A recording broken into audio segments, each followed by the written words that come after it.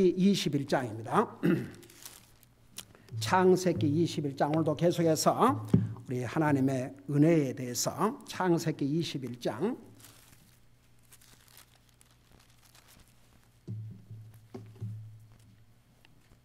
1절에서 2절 창세기 21장 1절에서 2절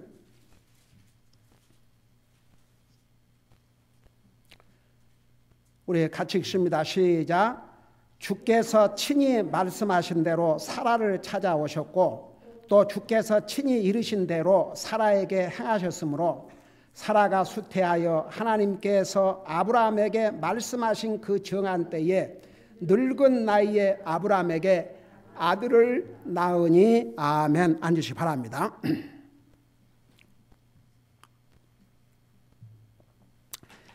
여러분, 육신적으로 자식을 놓는데 불가능한 나이, 아브라함이 100세고 사라는 90세로 10살 차이입니다. 10살 차이. 근데 아들을 낳았어요. 이거 하나님의 은혜입니까? 아닙니까? 하나님의 은혜입니다. 여기에 하나님의 은혜란 말이 기록되어 있지 않지만 이게 하나님의 은혜입니다. 그리고 특별히 1절 2절에서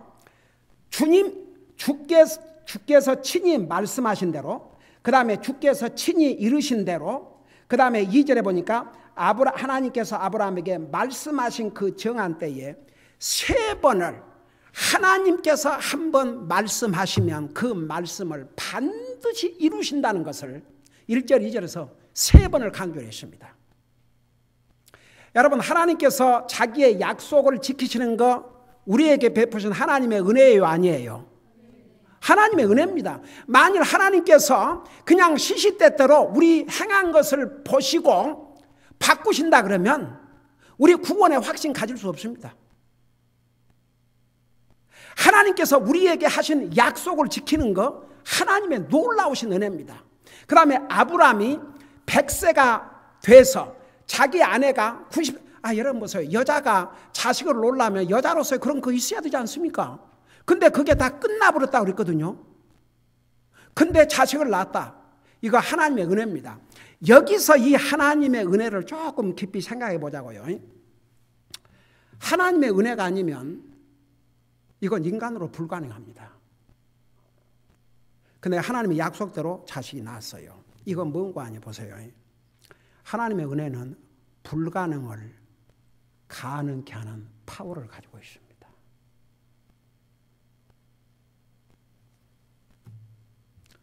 우리 같은 죄인이 하나님의 은혜로 구원받고 하나님의 자녀가 되었다 한번 생각해 봐요. 어떻게 보면 참 그 불가능한 일입니다. 여러분, 이 세상에는 얼마나 우리 모두를 포함해서 우리 처음부터 우리가 하나님을 원했습니까? 사람은요, 죄의 속성 때문에 하나님 없이 살기를 원해요. 내 마음대로 내 뜻대로, 일단은 내 마음대로 내 뜻대로. 근데 보세요, 하나님 믿는 사람도 일단 내 뜻대로 살려고 할 때가 많거든요. 아무리 하나님의 뜻이라 할지라도 내게 좀 힘들면 하고 싶지 않거든요.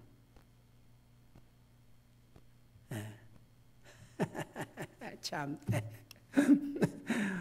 우리 사람은요, 구원받기 전에도 죄인이고 구원받은 후에도 용서받은 구원받은 죄인이에요.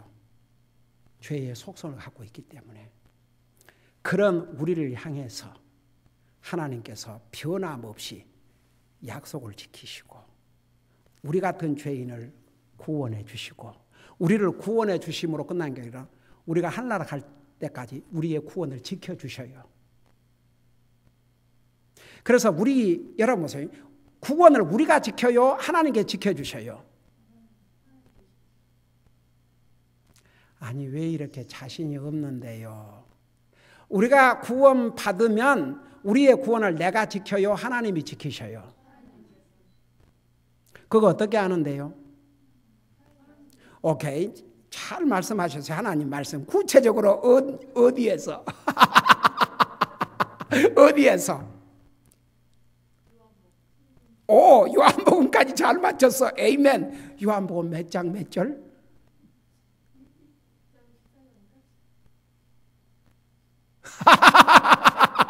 일단은 요한복음까지 갔으니까 에이멘. 여러분 이 정도는 여러분이 다 외우세요. 외워. 예. 여러분 보세요. 우리가 하나님 은혜로 구원을 받는데 내가 하는 것에 따라서 구원을 잃기도 하고 얻기도 한다면 이런 불안한 구원 이거 어떻게 믿고 삽니까? 근데 그런 걸 가리키는 데도 있는 줄 아세요? 소위 알미니즘이라는 게 그런 거예요. 내 구원을 내가 지키지 않으면 이룰 수 있다. 제7일 안식교회도 그거 가르쳐요. 서로 구원 받다 할지라도 그 구원을 지키지 아니하면 잃는다고. 아이고 주여. 우리는 참 얼마나 복된 사람들입니까? 이런 저런 것을 모르고 그냥 막연하게 사는 사람도 얼마나 많은지 몰라요. 하나님 믿는다고 하지만. 여러분 눈으로 직접 보세요. 내가 이것도 수없이 얘기했지만 요한복음까지 얘기하고 요한복음 10장까지 얘기한 것은 에이멘 할렐루야. 자 절까지 얘기해버렸으면 덕이야. 멋있을 뻔했는데. 자 여러분 이번 기회를 통해서 여러분 우리가 받은 구원을 누가 지켜주신 줄 아십니까? 우리 하나님이 지켜주세요. 자, 우리 요한복음 10장 27, 28, 29절 이것을 삼중 워런티라 그래요. 삼중 개런티. 자, 27절부터 내가 읽고 설명할게요. 내 양들은 내 음성을 들으며 나는 그들을 알고 그들은 나를 따르느니라. 제가 옛날에 이런 얘기 한 적이 있었죠. 교회 방문한 사람들 중에서 저 사람이 남겠다 안 되겠다 구원받지 못하다면 구원받겠다 구원받는 하나님의 자녀라면 계속 올 수도 있겠다.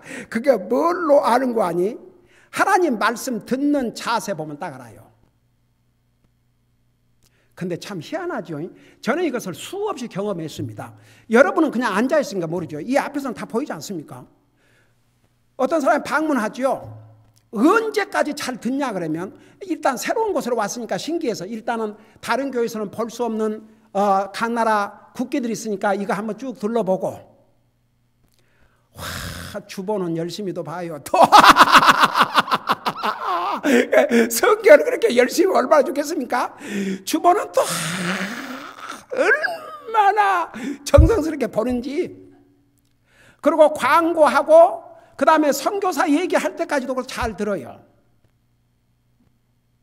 설교가 딱 시작이 되면요. 참 희한합니다. 고개가 눈동자가 사방으로 굴러다녀요. 집중을 못해요. 그러면 속으로 틀렸구나. 이미 감이 와요. 근데 어떤 사람이 열심히 말씀을 들으면 소망이 보여요. 근데 그렇게 듣는 사람도 사도신경 안 한다고 하는 사람도 있고 자기 앞에 나와서 이거 아니 30분 동안을 자기가 송 리딩을 하겠다 이거예요. 그 부부 그 부인은 그렇게 정말 좋아하고 왜냐하면 그 부인은 구원받아 하나님 자녀거든요. 기억나시죠? 그래서 리더가 되려면 그건 얼마인지 웰컴이다. 우리도 우리 교회에 진짜 필요하고 그냥 내가 몇 가지 확인할 거 있다. 그래서 정말 주님 명령 구원 받느냐 그러니까 무슨 그 은혜 교회 사는 은혜 기도원에 가고 가슴이 답답해서 진짜 나 기가 막혀서 성경을 마태복음을 다 읽으라고 그래서 마태복음 다 읽었더니 마음이 그렇게 편안하고 좋았다 이게요. 다시 물었어요. 또 딴 얘기예요. 그러면서 그 다음에 하는 얘기하고 짜증을 내면서 자기가 감사하는 교회도 1년을 했고 그 다음에 어디 보통 1년이더구만 1년 기간이도 돌아다니더구만. 그러면서 하는 얘기가 다른 교회 가서는 전혀 목사님이 그러시라고 그런데 그 목사님 완전한 사람을 찾고 있습니까? 나 완전하단 말 그 완전이란 단어도 사용한 적이 없다.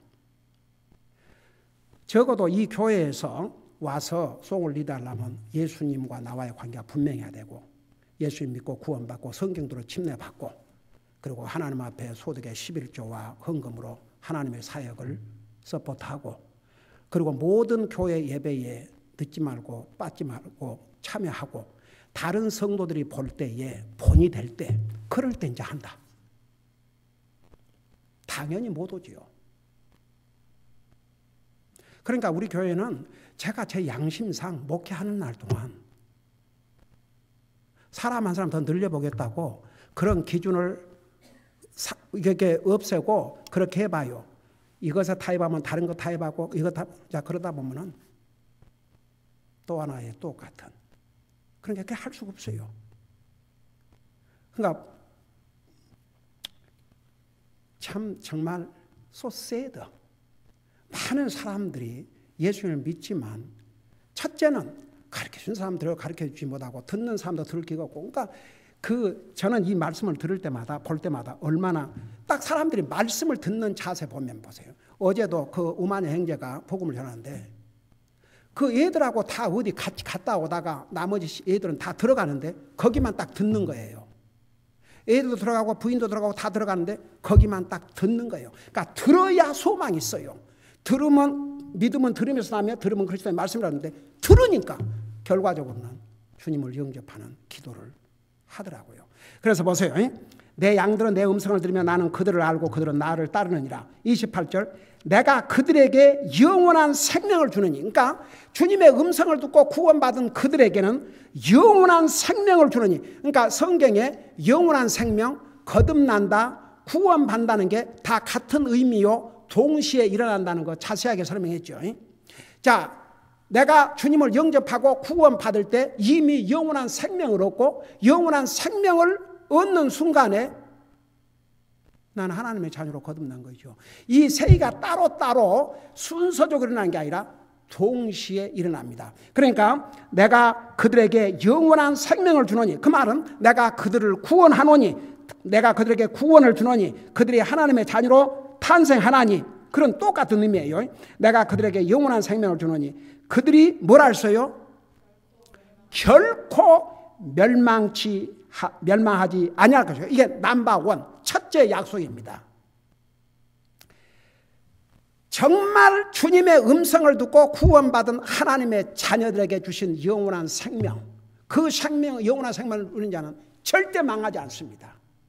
다시는 구원을 잃지 않는다는 얘기입니다. 그게 첫째 개런티입니다. 두 번째, 또 아무도 내 손에서 그들을 빼앗지 못하리라. 이 상의 그 누구도 사탄도 예수님의 손 안에서 하나님의 자녀들이 받은 영원한 생명을 빼앗지 못한다고 말입니다. 그 다음에 세 번째가 뭔지 아십니까?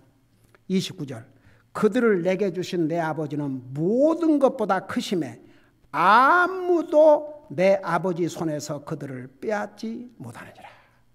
그래서 이걸 삼중 개런티라고 그래요. 그러니까 구원받은 하나님의 자녀들 절대 망하지 않을 것이요. 그 말은 다시는 구원을 잃지 않을 것이라고 말입니다. 다시는 영생을 잃지 않을 것이라고 말입니다. 그리고 구원받은 하나님의 자녀들을 예수님의 손에서 빼앗아갈 수 없고 아버지 하나님의 손에서 빼앗아갈 수 없다. 그래서 결국 우리의 구원을 지키시는 분이 누구냐 그러면 우리 하나님이세요. 네. 그래서 보세요. 하나님의 은혜는 불가능을 가능케 합니다.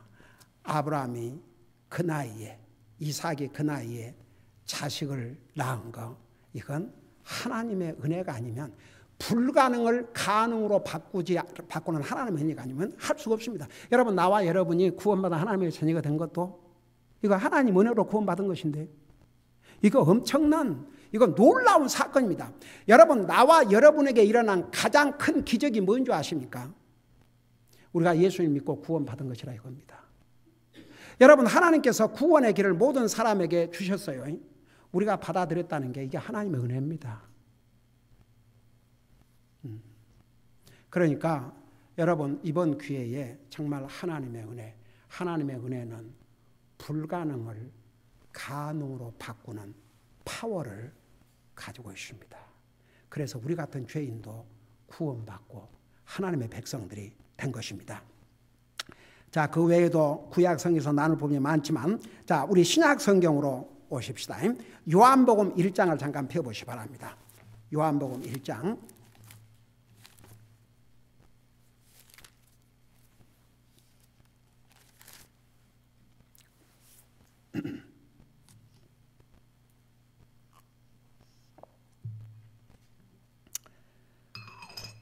우리 지난 수요일 날도 우리 히브리서 공부하면서 구약 성경의 모든 내용은 결국 누구에게 포인트, 누구를 가리키고 있냐 그러면 이 땅에 오실 예수님을 가리키고 있다는 거, 그거 자세히 얘기했죠.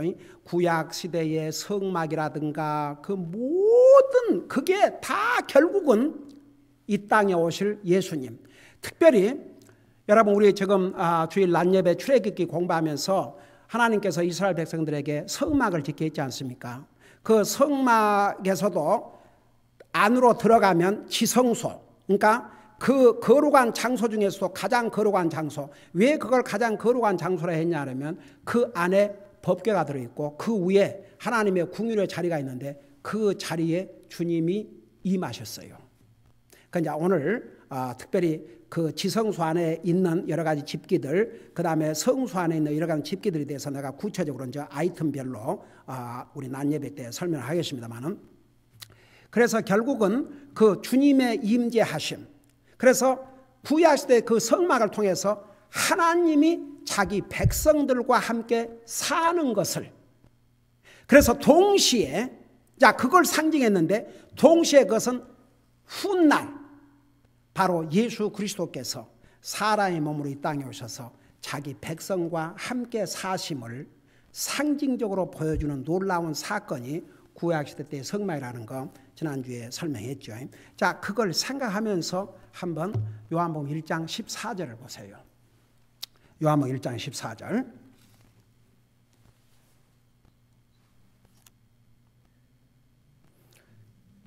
자, 거기 보니까 말씀이 육신이 돼요. 그래서 이 말씀은 예수님을 가리킨다는 거 자세하게 설명했죠.